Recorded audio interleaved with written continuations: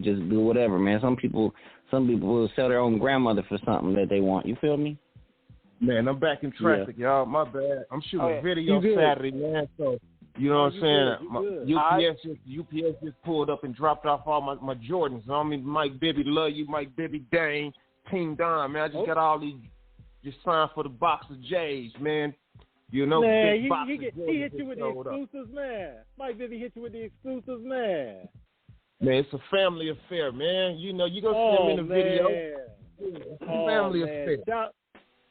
Shout out Mountain High School in Arizona. Shout out to Mike Bibby and the '97 Arizona Wildcats national champions. Yes, sir. One of the illest point guards ever to play, man.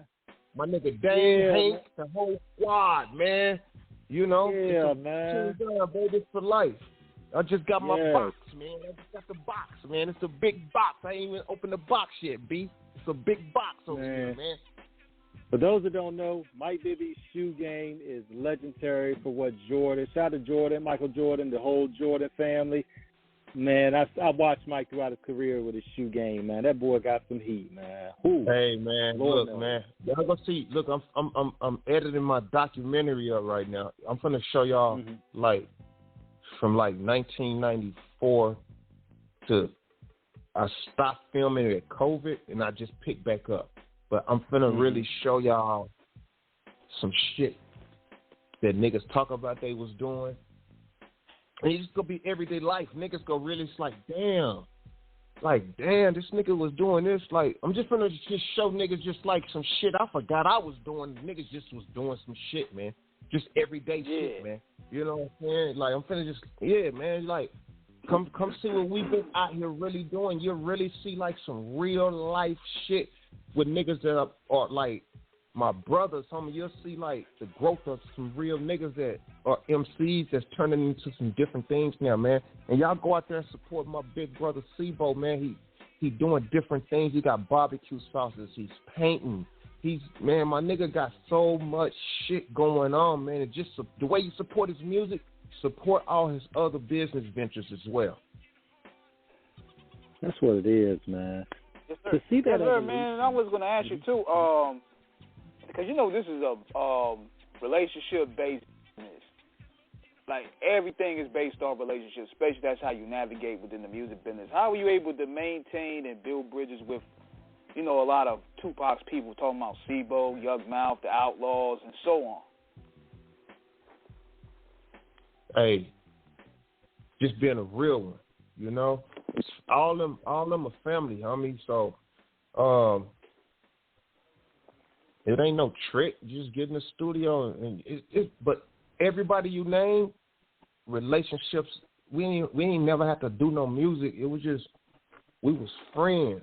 Nigga, wives hang out. We kick it. You know what I'm saying? We go fishing. We just, you know what I'm saying? Niggas just hanging out, man. It's just life. You get around some real niggas, you lock in. It ain't even got to be about no music. People get twisted because you'll hear a song with some niggas on the song and think they really locked in, and you'll get on the song with a nigga you don't like just to get you some money to pay your mortgage. You know what I'm saying? But majority of the niggas you gonna hear me on my records with are my family members, my nigga. That's why you'll keep hearing the same niggas on a lot of my music, because the new niggas, I don't trust too many niggas, so you're not gonna hear no new niggas on my music. Right. So a lot of people, hey, why wouldn't do a song with this nigga? Why do a song? I don't know the nigga. Oh, I can do a song with him. I can call and get on. I can do a record with him, but why would I just start just jumping on songs with niggas just to do songs with niggas? I do it by myself before I just start adding new niggas on my music. But to answer your question, majority of the homies that Pac was homies with, once I got the Death Row, them turned into my homeboys. And they still my homeboys. That's always a great thing in terms of building those relationships, Realest. We see so much, you and local artists, we see so much at times where a lot of these features, because back in the day, as we came up listening, when you got certain people on an album, that meant something. Like when, you know, like with Raekwon and Ghostface did the Cuban Links album, and Nas popped up there. You know what I'm saying? or you had Above the Law, doing a trap with Tupac and Easy, if you had, if you had Big doing a song with Method Man, like, that meant something. Like, these were not forced collaborations. These were niggas who really fuck with each other, and that's what it was. Right. And nowadays we're just seeing niggas just do these random ass, appearances to where it's like, okay, and then you'll never see these niggas in traffic again. You're like, right, damn, right. You know what I mean? Like, it's a like the niggas I fuck with. It's a family affair. Like, but like I say, I can go just jump on records with niggas or put niggas all on my records, but it really wouldn't make sense because you'd be like, where the fuck that feature come from? Mhm. You know what I mean? Sometimes you gotta marry the feature to the fan base. Right. If you understand what I'm saying, you gotta help the fan base grow up with each other. You know what I mean? Right. So, like my nephew, for instance, he's up and coming. Niggas like 20, 21. You know what I'm saying? Bubbling. He finna get going.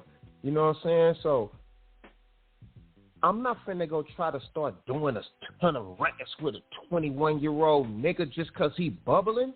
You know what I'm saying? It wouldn't make sense. I'm going to get a record or two with him just because he's my nephew and we've been running since he was born. I changed his pampers. Now, nigga, this is what you doing. You've been living with me all your life. Now, come jump on some records with your aunt. But, nigga, I'm not finna try to come get on all your records. Now, go get your little homies and you niggas go start a whole nother trend. That's how you supposed to do it. Don't be trying to get in the lane with a young nigga. You look like a goofy-ass nigga doing that shit. Right. Right. And the thing is, it's always good. Go ahead, King. Go ahead. Yeah, it's all about also staying out in your lane and just reaching out, but letting those people reach out to you because as long as you're doing it fresh. Because that's what's making you guys stand out for another decade and the decade so on. Because you guys you're adapting, but you're not conforming. Right. I'm not trying to be what the next nigga is doing right now. You know, I love the way hip hop is evolving. I love all the young shit. I fuck with it. I listen to it. I run with it. But I'm not trying to copy their style and do what they're doing. You know what I'm saying? So I'm like, let's figure it out. We do a song together. All right, I jump in your pocket, or you jump in my pocket on the day we in the studio together. It's not when we get in there, oh, you got to do this. No, whatever beat we vibe to, that's the lane we go jump in. You know what I'm saying? I got a young nigga. Hey, my homeboy Young Trap, he manages artists. We was sitting talking the other day. We was in Hollywood. We was just sitting talking some big game. And he was like, man, I manage this artist. And he was like, man, the homie gave me his project, and it's like 17 songs or 18 songs, but it's only like 13 minutes. I said, man, my nephew on the same shit. It's like a minute and a half a record. He like, yeah, but that's the shit these young niggas on. You know what I'm saying? They just on some in and out, like a verse and a hook, and I'm gone. You know what I'm saying? They not doing no full records. They just want to get it up and go. You know what I'm saying? So I'm like, that's what they doing. That's what they doing. But I'm not gonna do it. I do one of those, but I'm not finna give you my whole project like that. But these niggas turning in their whole projects like that. I think what we've seen, y'all, over the years is that how there's seemingly been an attention deficit in hip-hop music. Shout out to Big D, you know what I'm saying? The other week we had on the show, you know what I'm saying? You know, because it was something he said about how we're seeing a lot of the younger artists coming in, but they don't really have those life experiences to really put down a detailed rhyme. And that's why we're seeing it sound so different now in terms of where the content and even the length is compromised. When we look at social media, it's been great because it's been a lot of artists have been able to do it themselves. But by the other side of it, y'all, everybody on social media who's watching everybody rap thinks that they can rap, and now they're trying, but those short songs show that they're not fully ready to really do it for the marathon. No, it's this game ain't for the weak. You gotta be able to have a big piece of intellect and be articulate when you speak and have some knowledge and be a bookworm and be up on current events, and it's a lot of stuff that goes into being an artist. I tell a motherfucker all day, 98% of this is business. 2% is rap. I can go get a rapper at a gas station. You know what I mean? I get rappers all day, but if you don't know the business and what the long haul is, you would not be successful. You would not succeed in this game. Everybody, that the whole aspect of being an artist in development has disappeared because motherfuckers record themselves at home now and just upload it on the internet and get somebody to like that shit. You know what I'm saying? And they think they're a star. When they would not have longevity like that. You might get a quick little record with some motion in your city, but you can't go out of your state and get no money, and nobody will know you in 3-4 years. So you got to really understand what you're doing when you're doing that. But that's how fucked up the game is. The streaming game has fucked the whole game up, bro. Yeah. You know, and everybody says, you know, well, nobody... You know, be saying niggas don't fuck with my shit. You know, niggas is hating. You know, shout out to Rusty Jux. We had him on some years ago. And like he said, can't nobody stop you from what you're trying to do. But a lot of these artists, like you said, Realest, got to understand. Like you said, this is a business, and you got to really be able to get some motion in terms of if, depending on the market where you're from, you're born and raised in the West Coast, L.A., Compton, you know, everywhere you No. I'm from Dallas. I'm from Oak Cliff. I'm from Dallas. Okay. Everybody thinks I'm from LA just been out here for so long. Gotcha, Dallas. Okay, Texas stand up, but Texas. I mean, Dallas, Fort Worth, Houston. I mean, the hip hop history out there. You know, depending on where you're from with the market, it's a big boom when you're able to make that boom in the game. But if you're from a place where it really doesn't jump like that, and it's hard, you know, it's hard to get out there. You know, if you're from a hole in the wall in Nebraska, somewhere like that, you're trying to blow up. Your only shot is to get your phone and film yourself rapping in your bathroom and see what happens. You know what I'm saying? That's your only. You got a slingshot. Everybody else got an AK, but you got a slingshot. So you finna pull that rubber band on that slingshot and let it go. You know what I mean? I understand what the youngsters are doing, but it doesn't make it right. It's fucking the music game up. Even though you can get you some quick motion and some money, you would not have no longevity. You know, my best part of being an artist came when I turned into a bona fide ghostwriter, because that's when I made somebody else rap shit I wrote, and I got plaques from it. So that's what I'm saying. When you know, if you think you that motherfucker, go make somebody else sound good. The DLC is a bona fide ghostwriter because he made Dr. Dre sound good. Jay Flex is a bona fide ghostwriter because he made Dr. Dre sound good. He made the hits that y'all heard and hear. Ghostwriters gave that to the world. So I said, okay, and these niggas, I grew DOC from my city, from my hood. Jay Flex, I lived with him. So when I was standing here, I said, I'm watching him. I'm like, okay, you writing Dre shit. I said, okay, I'm going to start writing for niggas. You know what I'm saying?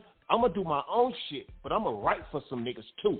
So once I started making niggas rap what I wrote, I said, okay, now I'm good now, because you don't have to like me, but the shit I wrote is on the radio.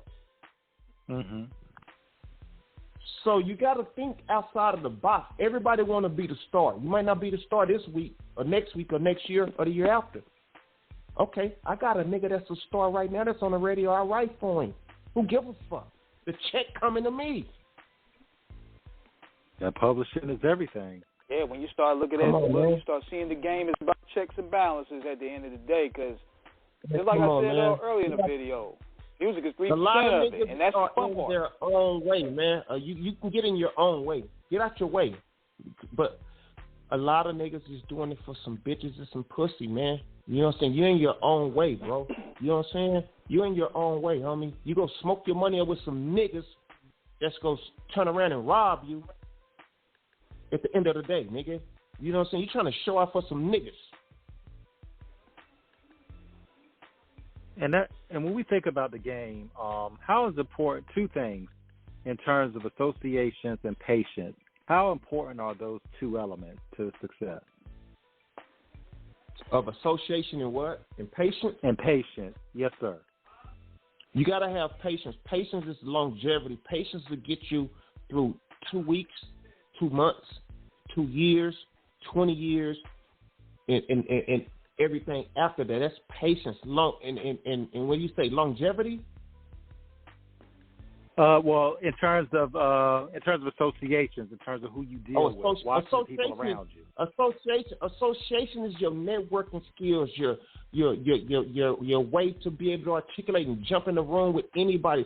Look, so just say I walk in the room in some Chuck Taylor's, Dickies, and a bandana on my head, and I'm in a room full of businessmen with suits on. I don't fit in. So now I got to know how to associate with these people. So my next meeting with these same people that I'm trying to get some money from, I got to adapt now. I got to go get me a tailor-made suit. I got to go in here. I got to clean myself up, shave, take this bandana off my head, put me some square-toe shoes on, walk in here, and make sure I'm speaking the language that they know to make them want to invest in my brand and my business. Even if it's music or if I got a television show I want to pitch, I got to know how to associate myself with these people. A lot of people don't know how to cross over. That's when the crossover comes in.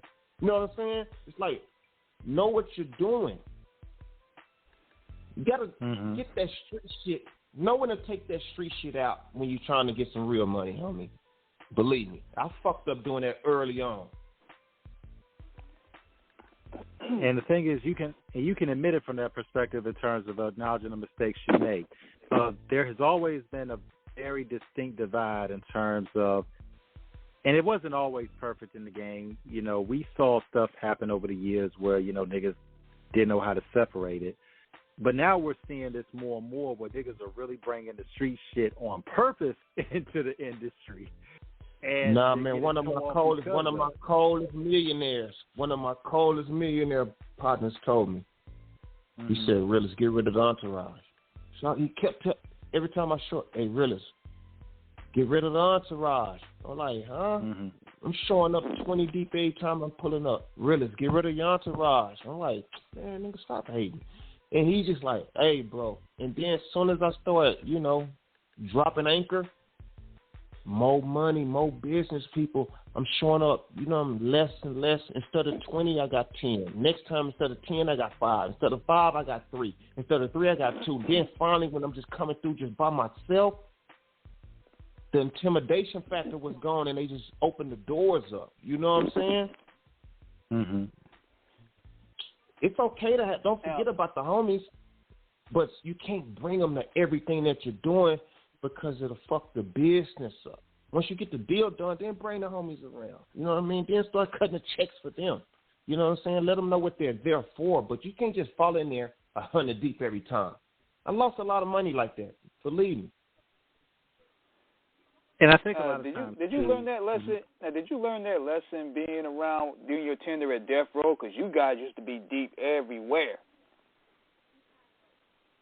Nah, I didn't learn. At Death Row, it was, you supposed to be deep, but I took that same blueprint and I ran with it. Me and Big Style, you know what I'm saying? I ran with it and kept it going, and it messed up a couple of deals I had because the word was out. You know what I'm saying? Motherfuckers was kind of intimidated. You know what I'm saying? So the industry has started kind of changing, and we were still pushing a whole different line, showing up a whole different way, you know. So people were really calling the police, bro.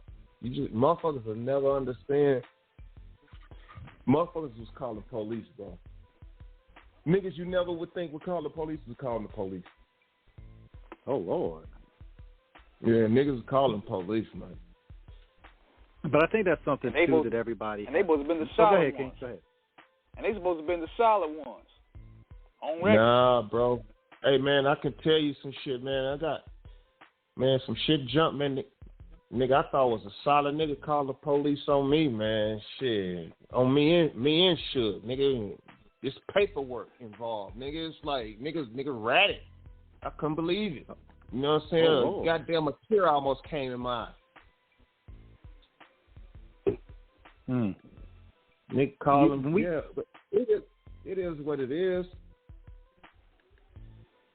To go back to what you were saying, Realest, about having an entourage, I think when we look at a lot of times, because that's supposed, for a lot of artists, that's supposed, and individuals in general, that's always supposed to be the stamp in terms of your credibility of how connected you are. That's always been, and it's like you said, there's nothing wrong with having a goon platoon on, standby just in case something happens. But it's also necessary to acknowledge the fact of, like you said, when you're dealing with people, they're expecting to deal with you, not everybody else you bring with them because they don't know them. And that can always make people uncomfortable. Everybody wants to try to send a message, but I'm like, that's not a good message you're sending because, one, if you have too many people, you have everybody looking at you from a perspective of, if this is not a hostile situation, why do you need all these people? Why can't you stand on your own? It doesn't send a message of independence or being able to be self-sufficient. And those are two things in the industry that are crucial because people want to know that you are able to handle certain things on your own. And when they look at 20 people, they're looking at 20 different opinions, which means 20 different influences, which could mean 200 different ways this shit could go wrong.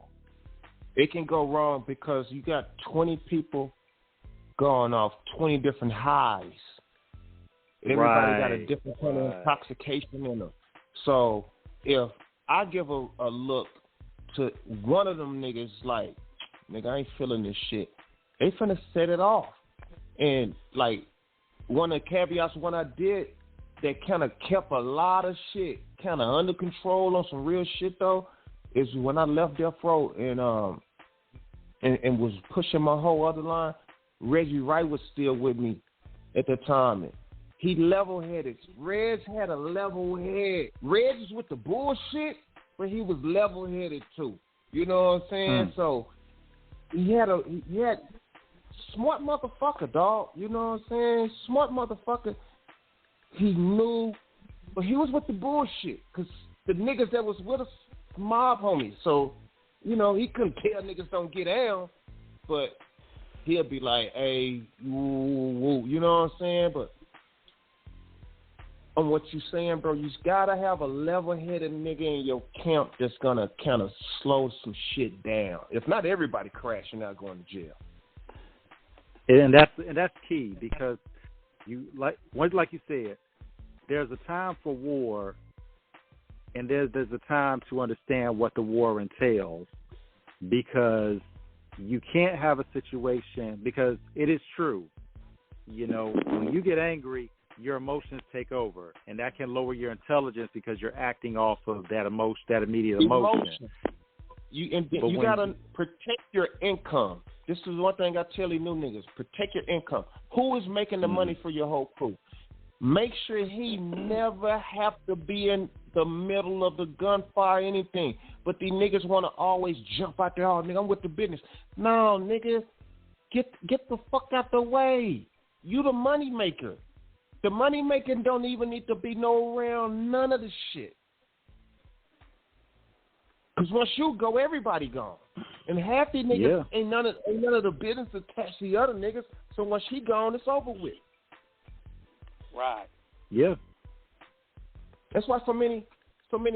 It's a lot of young artists that's dying right now, and once and they pass, rest in peace to them all. No, you hear nothing else. You know what I'm saying? Nobody know how to control the state because the parent of the artist, that's not their world. They don't know how to do that. You know what I mean? So a lot of that stuff that they trying to do, once they die, it's over with. You know what I mean? You got the record companies and everybody that's controlling and doing all of that, and the game is messed up now. So now you got an artist that's dead, and then you got a record label controlling everything that they did, and the parents don't have no control over it because they don't know the business. A lot of the artists are lucky. They just strike it rich off a couple singles or so, and some of them are die. And them record labels love that. They got insurance out on these niggas. Yeah. Majority of the record labels got insurance out on the artists right now. And they hate for me to go and sit down and talk to these young niggas because I be telling the young niggas the real shit. Bro, do not get up under these labels with no long-term 360 deals. But they want the quick money. I understand. They want some jewelry, a quick car, and a piece of change to put in their pocket. It's cool. They want the bitches. They want to do all that. That's cool. Do that. You young. You a young bull. But do not fuck up and get locked in with this shit. You don't have to lock in with a record label like I had to back in the day. The game's different now. It's different now. You don't have to do it. And they don't understand what that means. Yeah. And they don't understand what that means in terms of you literally sign your life away because they're not looking long term. When you look at the contract of how it was back in the day, what did it mean when you actually got signed to somebody, Realest, in terms of someone recognizing your talent and willing to invest in it? It was the biggest thing ever oh man, to have a record deal in the 90s, it was, bro, I'm talking about, you don't even understand to have a record deal in the 90s. Right now, if somebody gave me a record deal today, I wouldn't even want it. But in the 90s, a record deal is like, nigga, we got jets booked, lined up. We got 5-6 jets booked. We flying around the world. We finna stand up. We finna act a ass. I'm finna save my family, my neighborhood, my homeboys, they family, my cousins, everybody going with me with this. I made it. But I'm from the era I was coming out the trunk selling tapes. You know what I'm saying? From selling tapes to selling CDs out the trunk. So I know the hustle. So to get a record deal back then,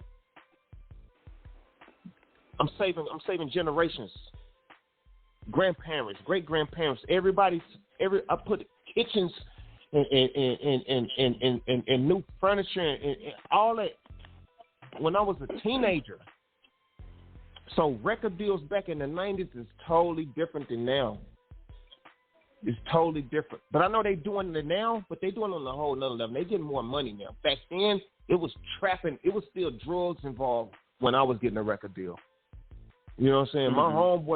My homeboy was selling dope, helping push my shit until my homie who made it to the Dallas Cowboys got a big-ass contract and started dumping money into my shit. You know what I'm saying? So my shit is something totally different, bro. But a record deal in the 90s to today is totally, totally different, man.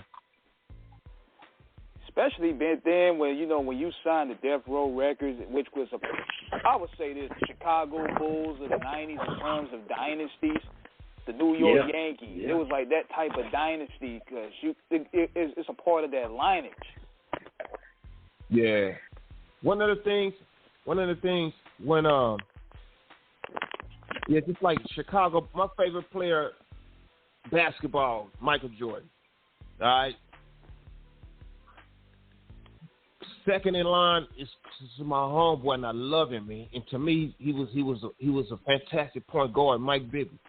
So when Jordan came back with the Wizards, I never got to see Jordan when he was with the Bulls. So I didn't get to see him live. But when he came with the Wizards, when Bibby was with the Kings, I got to see Jordan. And then this motherfucker, after the game, he in the back. I'm in the back. This motherfucker walk up. You looking at him, I'm like, this motherfucking Jordan. And this motherfucker walk right up to me. I give him some dap. And he said, man, I remember that shit from Gang Related. I look at this nigga. I said, nigga, what the fuck you mean? I don't know what the fuck you tell you. It blew my mind because that wasn't on my mind at the time. I'm like, what the fuck you mean? He said he remembered the songs from the Gang Related album. I'm like, how the fuck this motherfucker know the fuck I am? This is Jordan. You know what I'm saying? So it lets you know how music and sports translate with each other, bro. And that's one thing I told Bill. I said, man, Bill, man, you know, just from one thing Bibby did was make me feel like I was in the NBA his whole ride. He kept me with him the whole ride. It was, honestly, riding with Team Don was bigger to me because it was fulfilling a whole nother dream of being like I was a basketball player, because I was with him. I was with him the whole time, his whole career damn near. Everywhere he went, man, I'm like, boom, I'm there. I'm like there. I met all the players from the LeBrons, everybody, just years, you know what I mean? Like, it was a whole nother level. But then they always fucking with my music, bro. Now, you didn't tell us the story the first time, Realest, about how you and Bibby met. So we need that story. How did y'all connect? Now, you'll see it on the doc. Everything ain't for y'all, man. You got to see it on the doc. Understood. Okay, understood. Say less. You got to see it on the doc, man. Yeah, some of this shit is dangerous conversation, man. I understand. Enough said. But I got I got Team Don tatted on me, man. This is man, I watched him, his brothers, his sisters, you know what I'm saying? All of them, man. Watch them have their families and grow and become men, man. We was all in our early 20s, man. We was young. Niggas was young as fuck, bro. You got niggas with some young niggas with some paper. You know what I'm saying? Hey, one thing, we in the club, this nigga Chris Webber come up to me. We in there acting ass all night. The club from the close. This nigga Webb told the bartender to go bring 6 trays of Hennessy. And she bring them. I'll never forget this. It's like 6 trays of shots of yak. Club, we at Vlade Divac Club. She bring all them shots over there. So I said, what you finna do with that? He said, we ain't leaving till we drink those. I said, nigga, I'm out of here. Man, this big-ass nigga grabbed me by the back of my neck like, nah, man, we finna drink. I said, dog, I can't never finna drink all this shit with you, nigga. Don't you know we sat there, Mateen Cleves, me, and Webb, and we slow sipped all that yak down and got up out. It was rain. We walk out, there's rain and no cars in the parking lot. Left up out that motherfucker. I'm shit-faced. Get up, 4 o'clock in the morning, and we right back at the Sacramento King practice facility. And don't you know, all them niggas was in there in practice the next morning. I'm in that motherfucker toe the fuck up. Shooting jump shots, trying to sweat that shit out.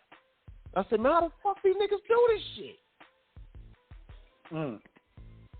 It kind of reminds me how when we looked at The Last Dance, they said Dennis Rodman used to go out party all night long, and then he'd be up there the next day in the gym, and he'll still go and play and get about 40 rebounds a night.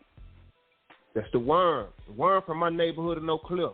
Hey, look, I used to go to the gym when I was a young nigga and watch Dennis Rodman before he went off to college in Oklahoma.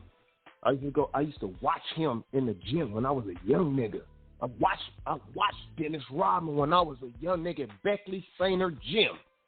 You know what I mean? So, and to see him again when he made it, and I was able to fuck with him again when he made it, come on, man.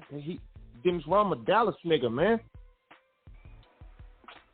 There's some stars coming by my city, you know what I mean? Believe that. Man, you all got so many legends that come from Texas, man. For that being where you're from, born and raised, what does it mean for you to be part of that Texas hip-hop history, along with UGK, Rap-A-Lot, everybody from there? Erykah Badu, the DLC, man, everybody you name, them all family. That's all family, man. That's all family. Everybody, Doc, Erykah. You know what I'm saying? It's other groups you don't know about, genocide. You know what I'm saying? Everybody from down there is all family. We all from the same tree. I'm just happy I'm involved in it. You know what I'm saying? People, I call home, motherfuckers like, hey, man, nigga, you a legend. I be like, yeah. They like, nigga, we happy you from here. You know what I'm saying? So it's just part of it, bro. I'm just happy I'm part of it. That's dope, man. And I'm going I to don't ask think you people this know too, man. how people. I don't think people understand how your name can get thrown in a list of being a legend when people would compare you to somebody else and not knowing your history.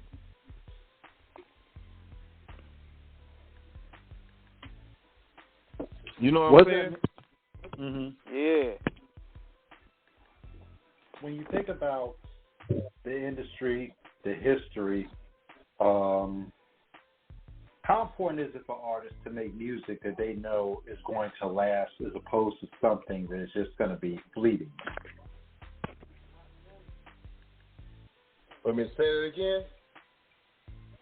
For artists and for your distinguished history, the legacy that you lay down, for you as an artist, you're sensitive about your shit, and rightfully so.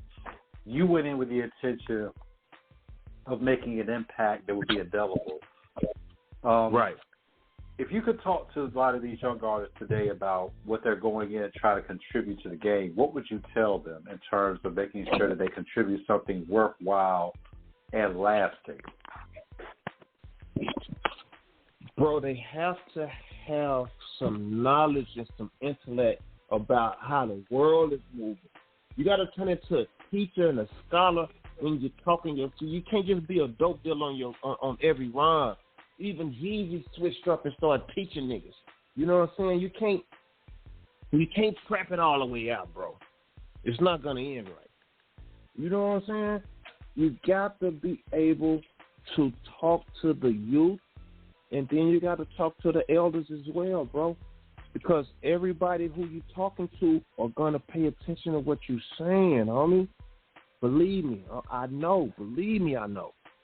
Then you turn into legendary status. That's when people start really looking into who you are as a person, as a man, as a woman. You know, I grew up loving Salt and Pepper. You know what I'm saying? And started studying them. MC Light, studied her. I loved what she did, Queen Latifah. You know what I mean? Angelic voice, singing and rapping. You turn into a legend as you grow, and people start paying attention to what you're doing. So to be able to personify the game and move forward and make people pay attention to what you're doing and listen to your vocals and what you're doing, you have to have some knowledge about what you're talking about. A blind person can't lead a leader. You know what I'm saying? The blind will lead the blind. You know what I'm saying? But only steel sharpens steel. You need some knowledge to get some elevation up out of it. You know what I mean? Yeah. And that's that. When you talk about Jeezy, shout out to TT. Look, man, I'm going to tell you this. If you put two dummies in a car, what's going to happen? It's going to be an accident somewhere. They going to crash out. Yeah. It's going to be crash out music. That's yeah, man. Come on. Two dummies in the car, they would crash out. Absolutely. What you mentioned about Jeezy, shout out to him, Shell, DJ Ace, Boo Rossini, the whole, Snoop 11, the whole crew, CTE. So watch Jeezy's evolution. What you were saying earlier about Entourage, and King can attest to this because he saw Jeezy at a concert when his boy stalked somebody out acting crazy. But even Jeezy changed it up. This man's become an author, a businessman. The evolution is real. What you talked about with Steve-O, about how he's, his culinary pursuits with his barbecue, with him being a painter. How important, when you look at the evolution, how does it feel to see people you came up with branch out in other talents that show that they're not one-dimensional, but they're multifaceted in all types of arts? I love it because you see it. Look, it's new to the world that's not around them every day, but you already, me being the homies, you already know they do this. You know what I'm saying? Edie from the Outlaws. Motherfucker can cook his ass off. You see what Bun B doing? Got Trill Burgers because he can cook his ass off. This is nothing new. You know what I'm saying? We some real niggas. We just are known for this music. Both cooks his ass off.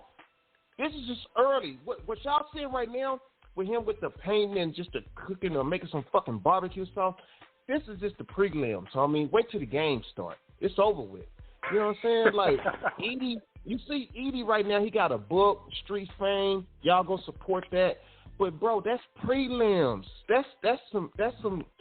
He just put that out. The other shit that's coming is bigger than that. I got shit. I just haven't just exposed the hand, bro. It's different. You know what I mean? Like, y'all know us as rappers. Sometimes a motherfucker wouldn't respect a motherfucker when they start doing all that other shit. But I'm finna just start doing all that other shit too, because I got all that shit in the bag. It's in the bag. When you see those levels of talent that you're able... Oh, go ahead. Yeah. This is a question that was shot to me by anonymous listener who shall remain nameless. He wants to know, like, despite the Bad Boy Death Row drama, how do you and Stevie J click up and maintain a good friendship to this day? Because you know both hands were clickish at the time. Man, look, one thing, that's my brother. You know what I'm saying? I don't give a fuck, nigga. It's me and Sleeves, his brother. Nigga, brother name is Michael Jordan. Love you, Mike. You know what I'm saying? His other brothers did. Everybody, all his brothers there, his whole family, them my niggas. I met Stevie J through Whack Deuce. You know what I'm saying? 96. You know what I'm saying? I met him through Whack Deuce. You know what I'm saying? So, and we've been rolling ever since. So, we knew how to separate that bullshit because it didn't involve us. You know what I'm saying? Right. Yeah, and it's a lot of shit I ain't gonna just throw on the table, but Whack Deuce put Stevie J in my face. And it ain't never been nothing but love. I watched Stevie J have kids. I watched Stevie J other kids grow up. That's my brother. You know what I'm saying? Like, that's my brother, homie. And niggas look at Stevie J, they seeing on TV now, this nigga's a motherfucking one of the coldest producers. He's in my top 2 producer list all time. Motherfucker ain't to be fucked with, bro. I don't think people understand every instrument that he plays. He like some Prince type shit. You know what I'm saying? And the motherfucker can squab his ass off. He got hands. Shit, that's me. what it is. Yeah, it's Danger Zone. That's my nigga. But a lot of shit, a lot of shit ain't got to be explained. On you know what I'm saying? That's family though. You know what I'm saying? Me and Stevie J, we got records too though, bro. We got albums put together. Video shot we ain't never put out. What was that like to do the album with him, and how did that come about in terms of y'all deciding to do it? Just sitting around working, just keep on working. We, you know what I'm saying, we in the studio with Jackie Jackson, Michael Jackson brother. We just working. All us, we just in there just working with Michael Jackson nephew, Jackie Jackson kids, and you know what I'm saying, Deals and Brandy and all us. We just working, man. We just kept working, and we just kept on going, bro. So, man, that shit right there is different, man. You know what I'm saying? That's why I see the weirdo shit popping up like, man, my nigga with the business. That Diddy shit, that's the weirdo shit. Don't involve my homeboy with that weirdo shit. My nigga with the business. Nigga from New York. He from the other part of New York. Right. Some Buffalo niggas wicked. Believe me. Man, look, we know about Griselda. Shout out to Benny, Conway. Man, look, Tony De Niro, all them niggas, man. Great guys, man. Got to meet them last year. Buffalo, and of course, you got a couple others too. Rick James, he from Buffalo. You know, shout out to Billy Sheen, and you know, yeah, man. Rick James is a real nigga, man. Rick James a crazy motherfucker, man. I went to Rick James' house. That motherfucker. Man, I go to this motherfucker house. I go to this motherfucker Rick James' house. I go in that motherfucker, man. I go over there and go watch some football. I come over there with some beers. I put the beers up in the motherfucking refrigerator. And Rick James Jr., that's his son. You know what I'm saying? Mm-hmm. So I'm over there, I'm fucking around with his son. At this time, his son was a rapper. This is 20 plus years ago. You know what I'm saying? Go up in that motherfucker, man. Rick come downstairs with a robe swinging. You know what I'm saying? With nothing on. I said, man, Rick, what you doing? What you doing, nigga? The game. I got the cowboy game on it. And nigga opened his refrigerator. He said, who beers is these? I said, I brought them. And nigga said, motherfucker, these my beers. You in my house. I said, ooh, shit. This nigga that sounds like something Rick would say, too. That nigga he slammed that beer in probably 6 seconds and walked back upstairs. I ain't seen him no more, no nigga. That's some Chappelle Hollywood story shit right there. Yeah, Rick a real nigga. That nigga Rick is a real nigga. Man, rest in peace to the legend Rick, the Buffalo Mad Funker. When you look at the state of independence today with artists and how sometimes a name doesn't always resonate to listeners, the situation going on with Meek Mill right now, him and Academics having their spat, and Meek Mill's just dropped his new project, but it hasn't really caught on. What would you say from that, Realest, about how name, affiliation, and ultimately the listening public all coincide in order to make a project successful? Man, see, with that stuff, they got personal stuff going on, bro. So, and then I don't even know all that shit, bro. And I don't even know all that shit. They playing reindeer games. It's like they don't want to let Rudolph come turn his nose on. You know what I'm saying? You know, if Rudolph's nose turn red, they might get scared or some type shit. So I don't know what's going on with them niggas. They got some reindeer games going on, bro. So like maybe somebody got. Yeah, because, you know, we come from a time where if these guys, like, if anybody say anything, we got to handle business. No disrespect can be violated, man, but all this back and forth online every 6 months to a year, I'm not with that. Now. I'm not with that, bro. I'm not with that. Why does it have to get to online when you got my number? Nigga, Hey, bro, let's pull up over here, homie. Let's figure this out. Why it gotta go to the internet? You know what I mean? That's police shit. That's you involving the police. The police paying attention to all that shit, bro. So everybody is catching the case once you're online. Right. So majority of niggas is working, homie. And that's something that's always seemed disingenuous, you know, when niggas start getting into it online, because, I mean, we all know, y'all niggas ain't gonna fight. Y'all niggas ain't gonna shoot it out. We waiting for it. What do y'all do? Yeah. Okay, and waiting for it. Why? I'm not even waiting for it, but why we even want that? You want to see, it's like the Truman Show. You want to see me crash out. So that's what it's come to. I don't want to see you get online and shoot it out with a nigga. Like, nigga, let's figure this shit out. Remove the online. Remove it. I love the era nigga, I don't even hear nothing about it. Hey, the beef is squash, nigga, we cool. You know what I'm saying? Everybody all right, my nigga. Let's keep it pushing. But when niggas all posting and it's going viral, man, that's just a mess, B. And when the ego gets up, it is. You know, and when ego gets involved, everybody wants to act like they're the toughest guy. You know, what we talked about earlier. Because they go involve a bitch. Once a bitch get in, it's over with after that. Once a bitch get in, man, come on, my nigga. Killed if a woman's involved. That's gonna happen. Yeah. Man, let a bitch get in there with you. Shit me. Nigga, I don't even care if they stage it.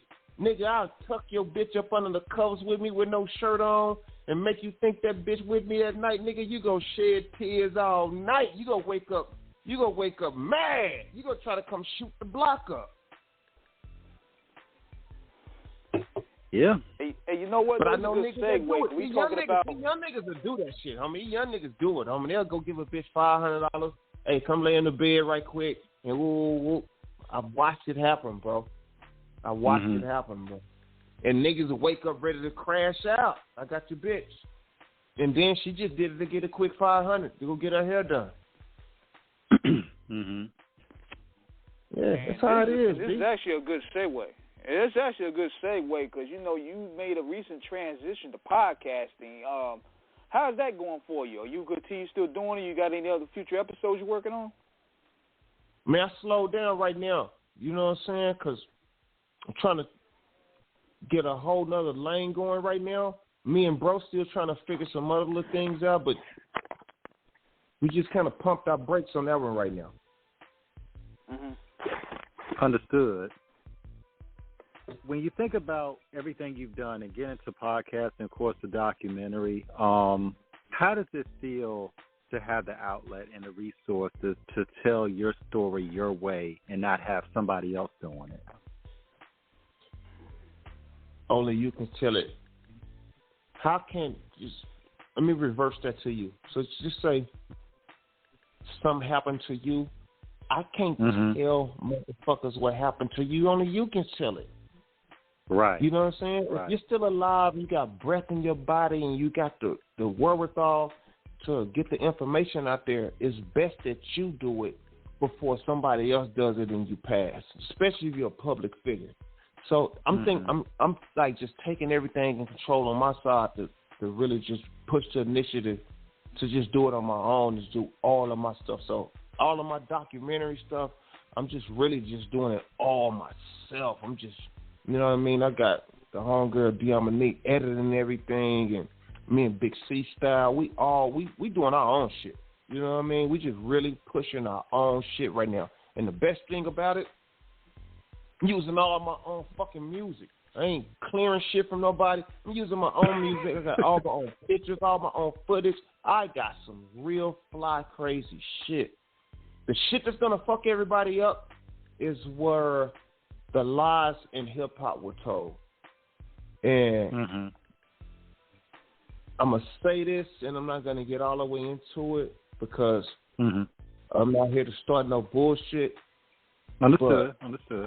I'm gonna show some of the shit when the bullshit in hip hop was going on because I was a part of it. I'm not on no negative shit, but some of the shit these niggas have lied and they trying to change history. But I got actual footage that will show you, like, damn, them niggas lied. Like, they really lied. You know? So I'm gonna really show some shit where these motherfuckers who y'all look up to and y'all glorify and love, they lied to y'all. I'm going to show y'all some footage. And it's going to happen on my documentary with me and Big C Style. Up in Smoke Tour 1999. It's going to be some shit that y'all will see that y'all will be like, wow. This certain rapper from Detroit got some spit on him on a flight to Hawaii. This certain rapper from another city, y'all know, it's some deep shit, bro. Y'all will trip out. Y'all will really trip the fuck out, bro. and I never put the footage out.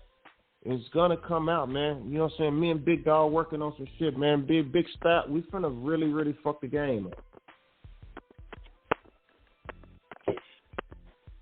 What did you find out about your... Hey, hold on. I got to shoot this to you, too, man. Because, you know, just from a fan perspective, is there by any chance, if you could get Reggie on the phone and get this happening, is there any chance that we get to hear that original track that you did with X and Scarface and Richie Rich? Because we got to have that. The streets need that. So look, the original record was done with me and DMX.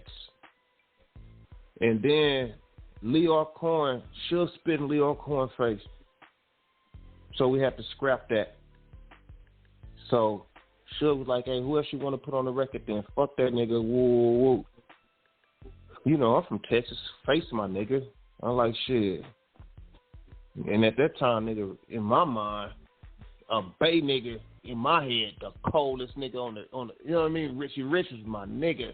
So I'm like, nigga, I want Richie Rich and Scarface on the record. So we sent it to both of them, and it got boomerang ASAP. I mean, that record was finished it's like 5 different versions of that record. They got a little gangster. Oh, wow. It's 5 different versions of that record, bro. You know what I'm saying? It's like I did it twice by myself, and then I did it with DMX. I did it with Richie Rich and Scarface, and then I did a different version with my little young homies, The Last Circle. Yeah.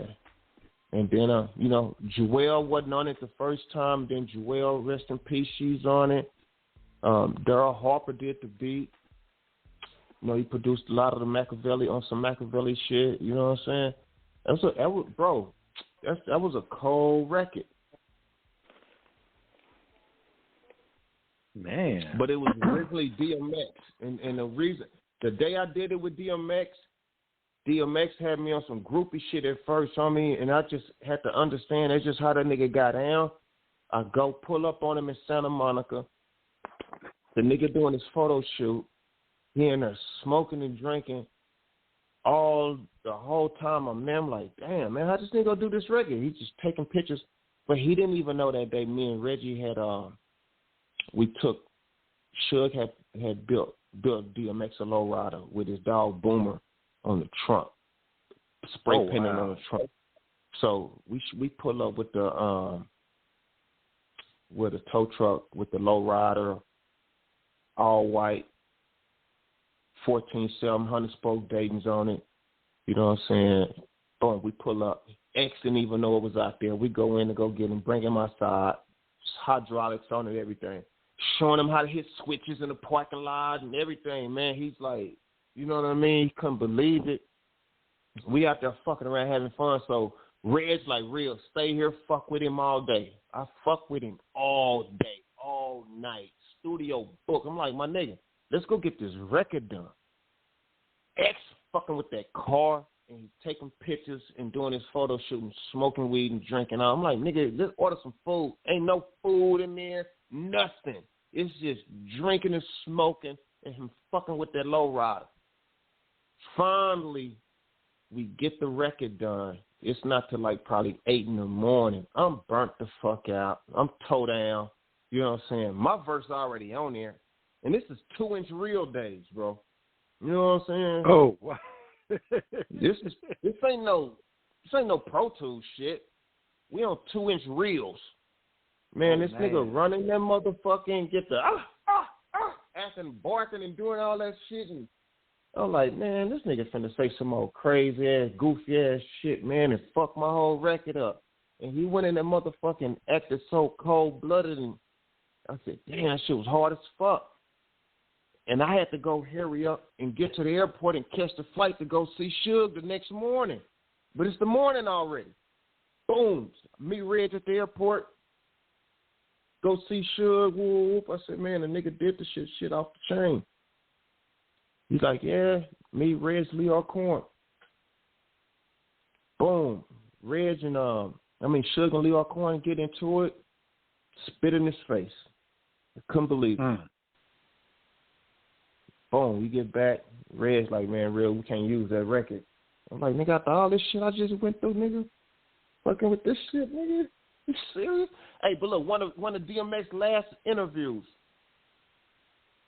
on BET, pull this shit up. You know what I'm saying? He talks about it. Mm-hmm. Obama, homie, pull it up. When you think about X and what when you think about X Realest and what he meant to hip hop and just to the culture, what impact would you say he had from the time you got to know him and actually, you know, and hearing him rhyme? He was a game changer at that time when X popped up, 98. I remember it like I just remember it like last night. Him and Ja Rule and all of them, they all came at the same time. It was like, damn, Def Jam. I said, man, I used to tell everybody at the label, like, man, these niggas is stacking the board. They coming. Mm-hmm. I loved it. Because X, you can feel his pain in his voice, man. Before I even knew his story, I just knew the nigga had been through some shit, the kind of shit he was talking about. And then I just started getting deep into his music, listening. I'm like, man, this nigga done been through some shit. You know what I'm saying? Then when I met him, like, damn, this is a real ass dude, man. It wasn't no bullshit. It wasn't no, you know what I'm saying? He ain't no big old 6'3" nigga or nothing. You know what I mean? Nigga, you know what I mean? He's regular size ass nigga, but nigga had 5 hearts. You know what I'm saying? Nigga had 5 hearts in him, so you couldn't stop him. A nigga like that, you can't stop. It's a juggernaut. He just running through the brick wall. Just boom, boom, boom, boom, boom. Good nigga. And he loved Death Row. That's what people don't understand. That nigga loved everything about Death Row. He told me that out of his mouth. That nigga said, nigga, I love everything about. Sure, I love Death Row. I love all y'all niggas. Nigga was in love with Snoop, and he was a Pac fan. Nigga, all that. And then after I heard him had this Pac on a song years later, I never got to see him and talk to him about it. But in my face, he told me, he loved Pac. Maybe he had a bad night. Who knows? It happens. Mm-hmm. Yeah, I think what would happen with that record, I think that was probably the record that he did like in 95, 96, and that surfaced recently, because that's how this thing really runs. Like, it was like an old freestyle that surfaced where he was originally using the Get At Me Dog verse. Because what X would do, he would record a lot of his old verses, and that instead of K Solo, it was Tupac at that time. I think because you know that resurfaced like later on. Right. Mm-hmm. I had, man, me and J Flex, when I first found out, like, the whole mixtape game, so me and J Flex, we go to New York with our manager at the time, Karen Chapman and Barney Brubbles. We in New York wiggling and moving around. This is 97. And so I'm just like, I'm studying, man. I'm young as fuck. I'm just trying to figure this shit out. You know what I'm saying? Like, okay, what's this? What's this? And I'm seeing all these niggas out here. Hey, this is my mixtape. What the fuck is a mixtape? Like, ooh. But at home in Texas, we call it a screw tape. This was DJ Screw was doing. He was doing the same thing. It was just everybody on a screw tape. But in New York, it was a mixtape. This is your music on everything. So, blah, blah, blah, blah. Breathe through the bullshit. I get back to L.A., I'm like, hey, Suge, these niggas out here just rapping over instrumentals of shit that already been out. And it's a mixtape. He's like, yeah? I'm like, yeah. He like, yeah. I'm like, nigga, but that shit is moving, though. Nigga, it's totally different. Nigga, these niggas is rapping over just hot-ass instrumentals and putting new verses on them and calling it they albums, like shit.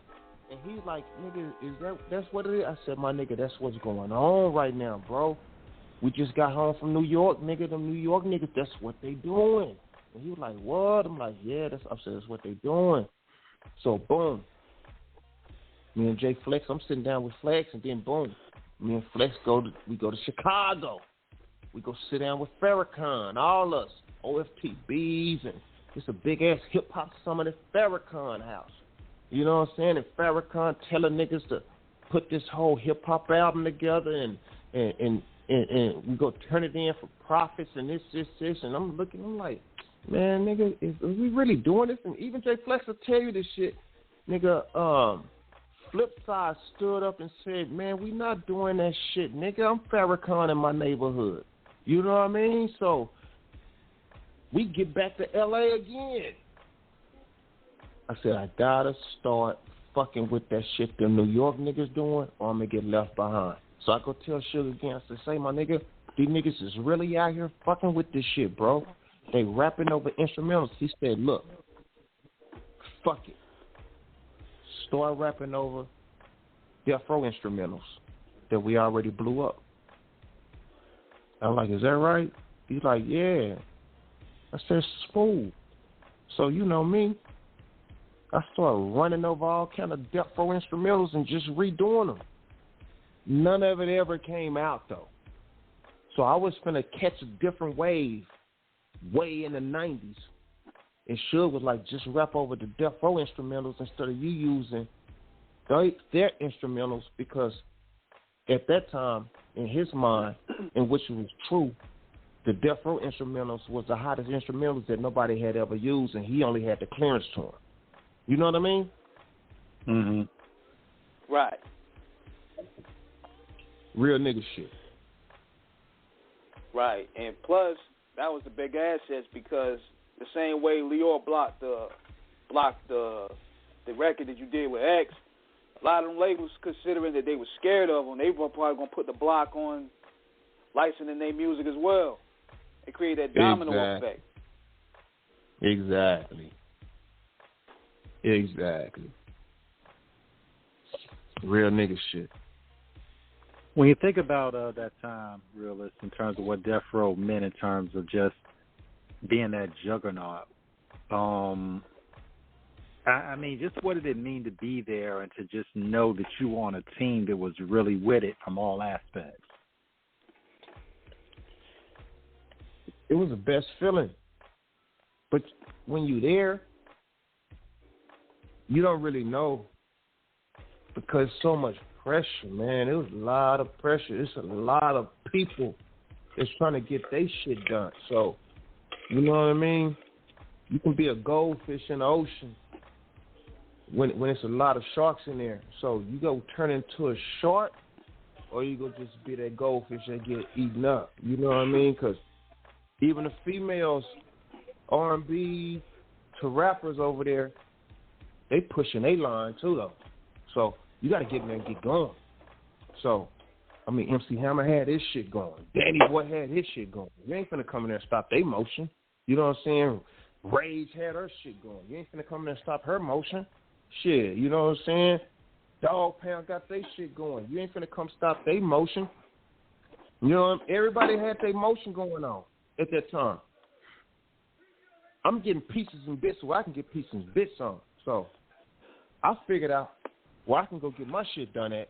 I'm like, man, okay, me flexing over there fucking with Dre now.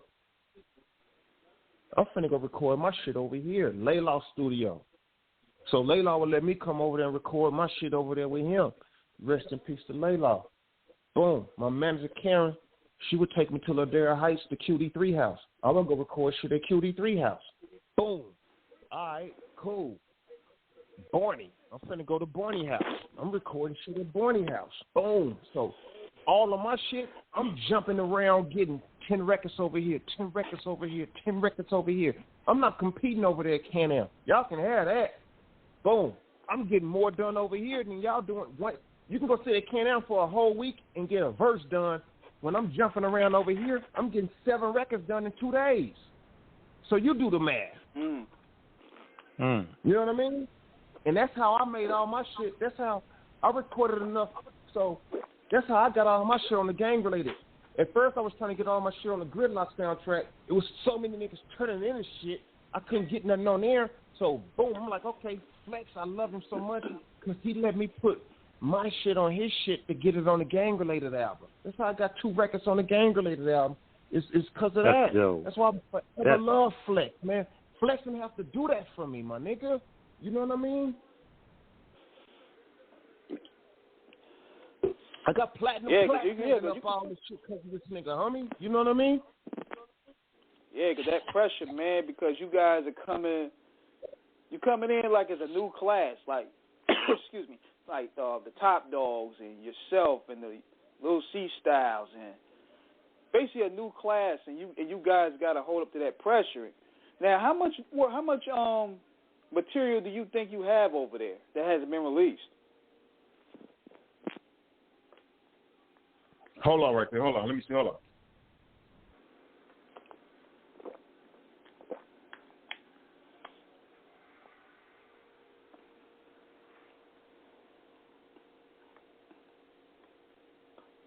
Yes, sir.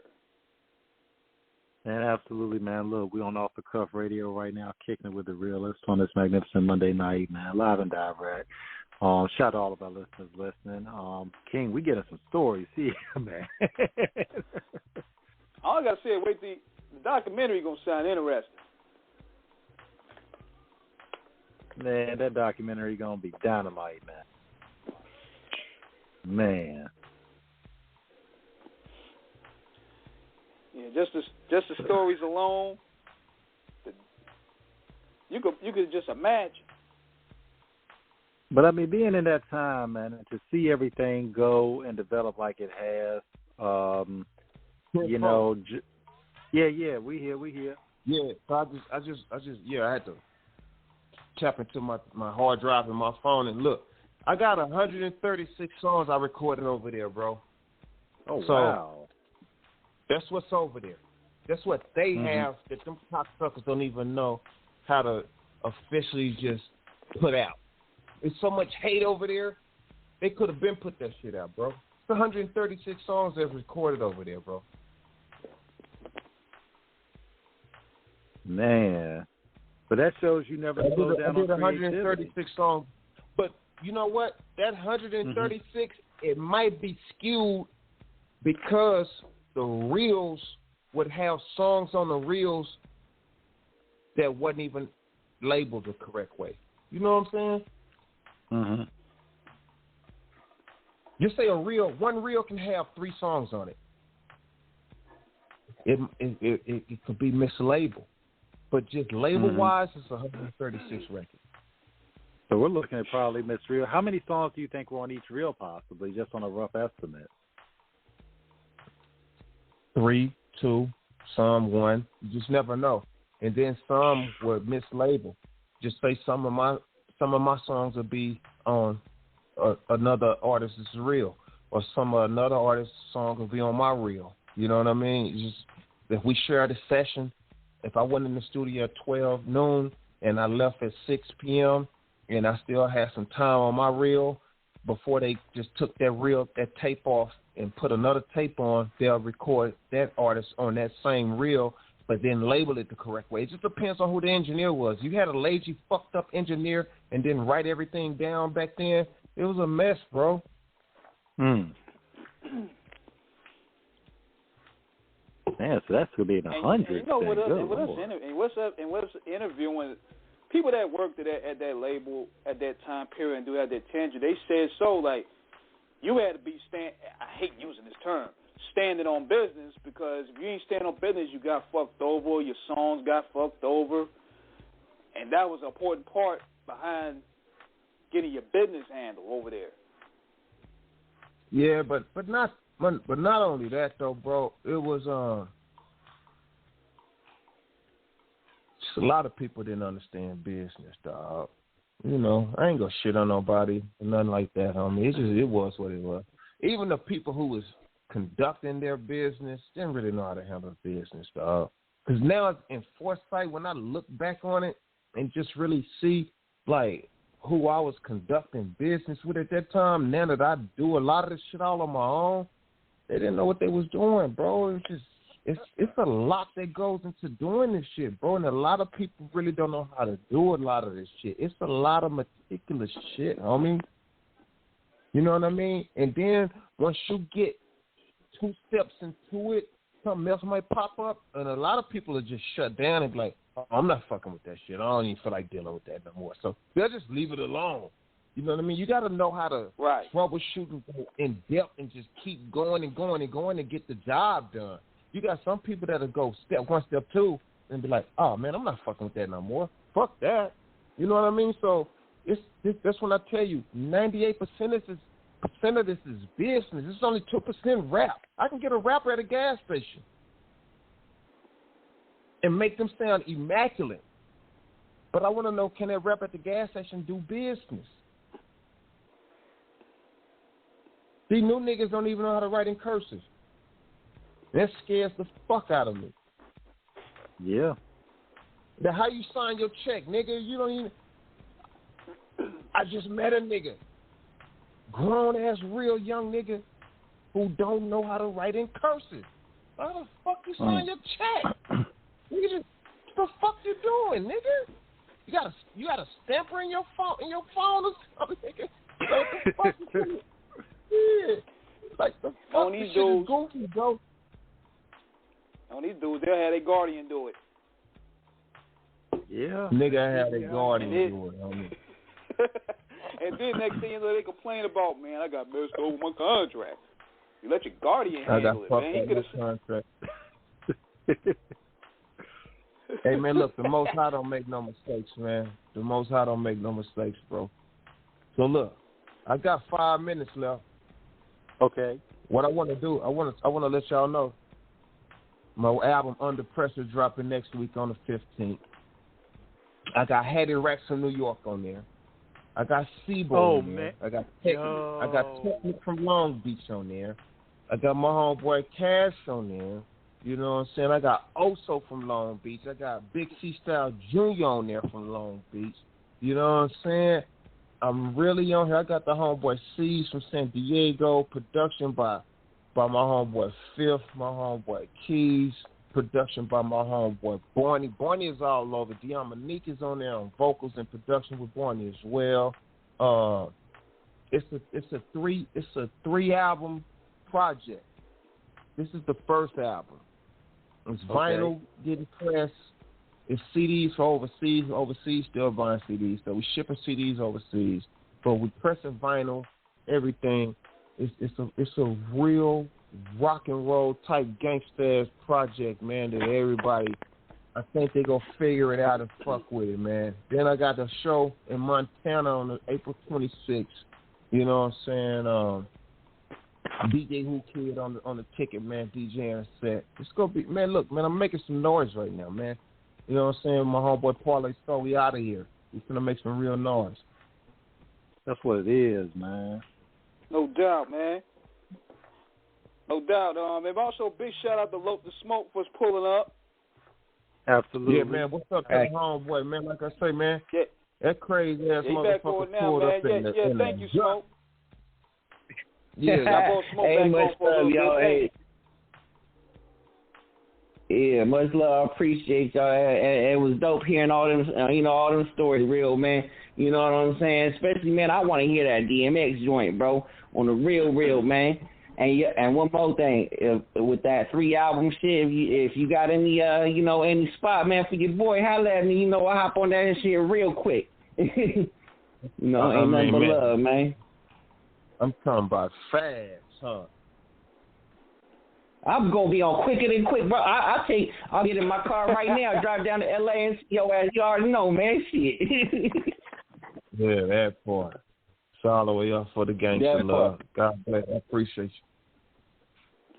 you. Hey, much love, bro. Man. You real one, the realest in the game, man. I've been saying it for years, man. Real talk. No doubt, man. It was definitely dope to build with you, man. It's been a long time coming, man. We thank you once again for staying down with us throughout all these years. And we definitely going to support you with anything you're doing real. Further. Hey, man, look. Yeah. We off the cuff, man. I don't want to see no niggas kissing no niggas. I don't want to see no fuckboy shit, man. We are off the cuff, man. Yeah, riders over here. Yeah, talk about the real shit, man. You know what I'm talking about? We off the cuff radio, man. Bullets to the bitches, man, that don't fuck with the real niggas, man. I ain't talking about the women, the bitches are the bitch ass niggas, man. Stop fucking the game up. All you niggas, all you cell soldiers, all you niggas that's in jail that fuck on boys and come home and fuck on women, you niggas is reckless. Die 10,000 deaths, nigga.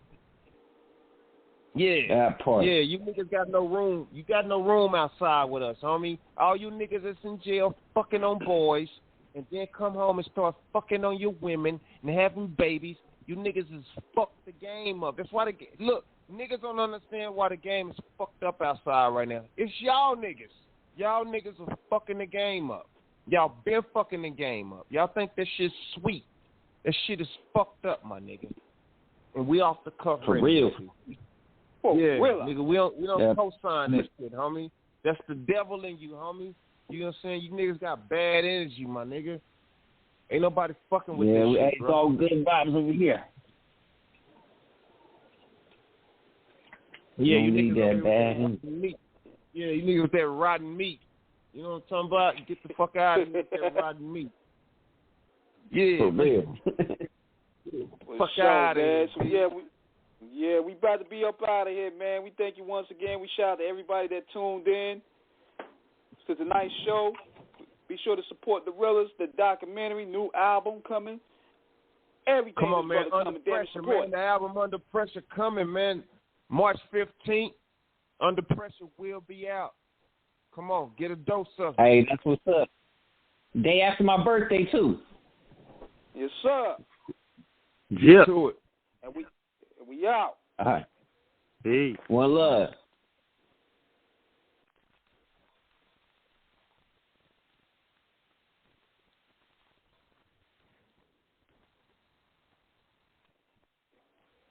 Can I give you a real incentive to lean into your decision to start working out and eating better? I'm Carl, co-founder of Body. That's BODI. And right now, if you sign up for a 1-year subscription to Body, I want to make you an offer you can't refuse. I'll give you 65% off. Look, I know it's not easy to get fit and lose weight, especially if you're trying to figure it out by yourself, but we make it simple. Just follow a program for 20 to 30 minutes day by day and lose 5 to 10 pounds a month. We have over 120 programs that have been tested and proven to work, and almost 300,000 5-star reviews in the App Store to prove it. Body also has complete eating plans and thousands of healthy, delicious recipes. So stop guessing and start seeing results with Body, and I'll give you 65% off your annual membership right now, so you save big on the app that CNN_ named Best Fitness App. So don't wait. Sign up for a year of Body and save 65%. Just go to body.com. That's body with an I.com. Can I give you a real incentive to lean into your decision to work out and eat better? I'm Carl, co-founder of Body. That's BODI. And right now, if you sign up for a 1-year subscription to Body, the app that CNN_ named Best Fitness App, I'll give you 65% off. At Body, we make it simple to show up for yourself and lose 5 to 10 pounds in your very first month. So don't wait. Sign up for a year of Body and save 65%. Just go to body.com and get started today. That's body with an I.com.